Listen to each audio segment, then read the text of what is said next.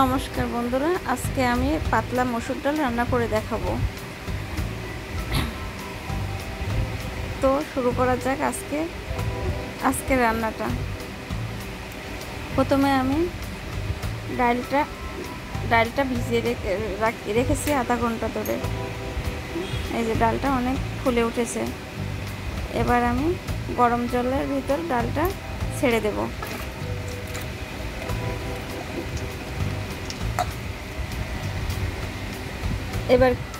এবার প্রায় আমি 5 থেকে 8 মিনিট পর্যন্ত ডালটা সেদ্ধ করে নেব। সেদ্ধ করার জন্য ডালটা একটু ঢেকে রেখে দিচ্ছি। এ পর্যায়ে ডালটা সেদ্ধ হয়ে আসছে, আমি ঢাকনা উঠিয়ে দিয়েছি। ঢাকনা ওঠানোর পর এই যে দেখুন অনেকটা সেদ্ধ হয়ে আসছে, আর ঢেকে দেব না।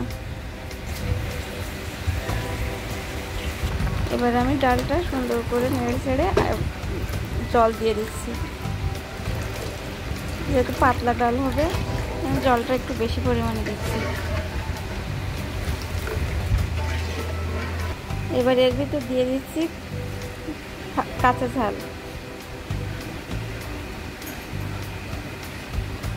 দিয়ে দিলাম হলুদ, লবণ।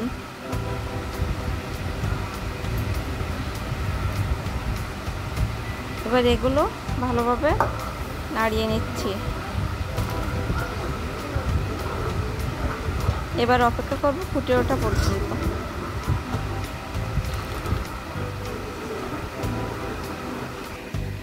এই যে ডালটা ফুটে আসছে।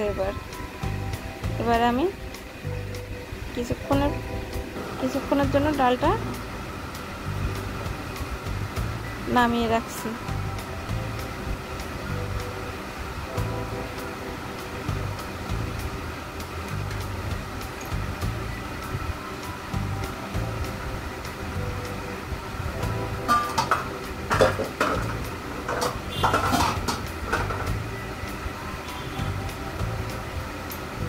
এবার ডালটা নামিয়ে রাখলাম।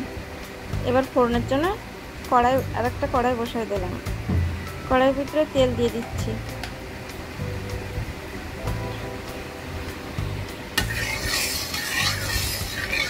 তেলটা হালকা গরম হয়ে আসছে। এবার দিয়ে দেব গোটা জিরে, 2টা তেজপাতা কেটে দিয়েছি, 4-5টা শুকনো মরিচ দিয়ে দিয়েছি। এবার এগুলো 1-2 মিনিট 1-2 সেকেন্ড নাড়াচাড়া করলাম। এবার দিয়ে দিলাম পেঁয়াজ কুচি, রসুন কুচি, সবগুলো একসঙ্গে সুন্দর করে ভেজে নেব।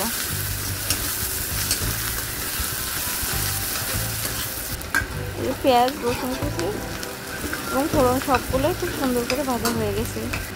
এবার আমি ডালটা ফোড়নের ভিতরে ঢেলে দিচ্ছি।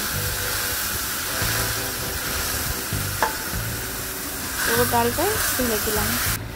এবার আমি ডালটা 4 থেকে 5 মিনিট আর একটু রান্না করে নেব।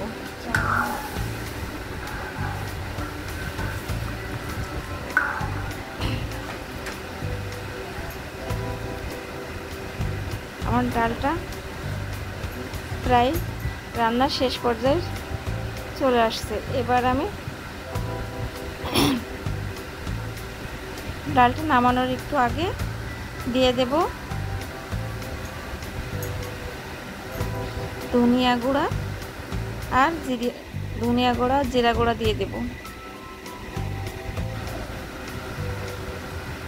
এ পর্যায়ে 1 মিনিট পর আমি গ্যাসটা নিভিয়ে দেব। এই যে আমি গ্যাস নিভিয়ে দিয়েছি, ডালটা কমপ্লিট। এই যে আমার ডাল, পাতলা ডাল হয়ে গেছে।